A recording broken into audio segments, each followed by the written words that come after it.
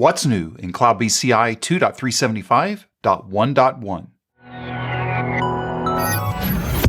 Are you new here? If you are, welcome.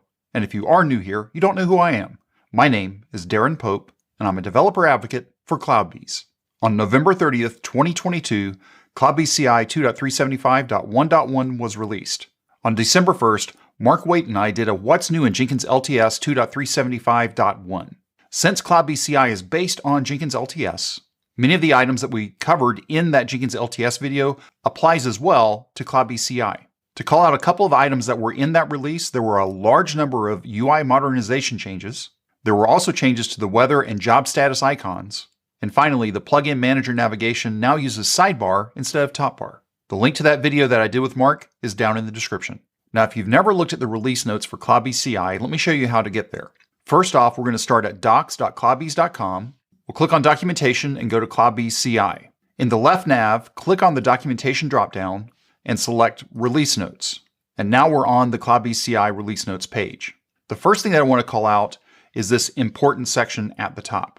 If you skip versions when you upgrade, so in this case, let's say that I'm going from a version that's 2 or 3 versions old, I need to take a look at each of the release notes from the version I'm coming from to the version that I'm going to. And in this case, that's 2.375.1.1, because there are changes that I might need to apply that happened in those intermediate releases that aren't going to be called out in this most recent set of release notes.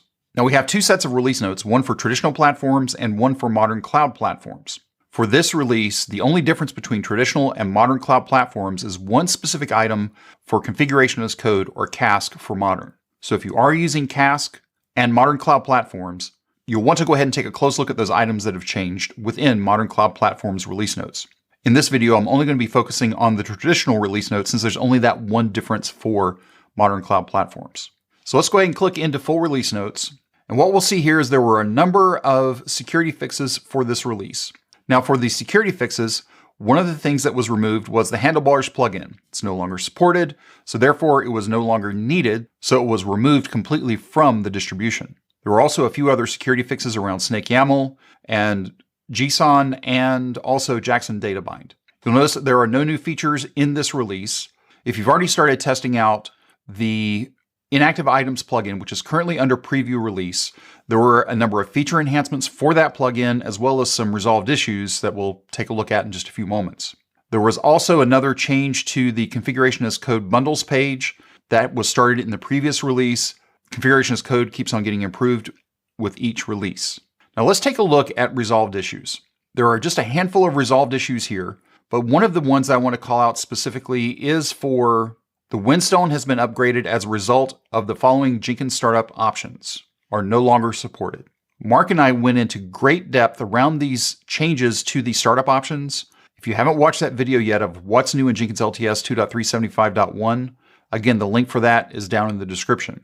If you're curious about more details around that, we talk about it in that What's New video, but if you scroll all the way to the very bottom of the release notes here, there is a link to the Jenkins 2.375 upgrade notes.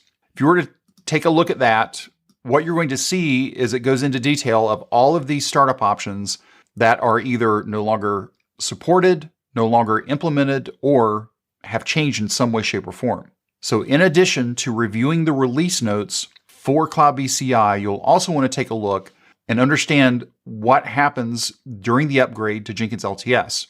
And this all goes back to CloudBees CI being based on Jenkins LTS. Let's go back over to our release notes. I want to scroll up to the section about upgrade notes.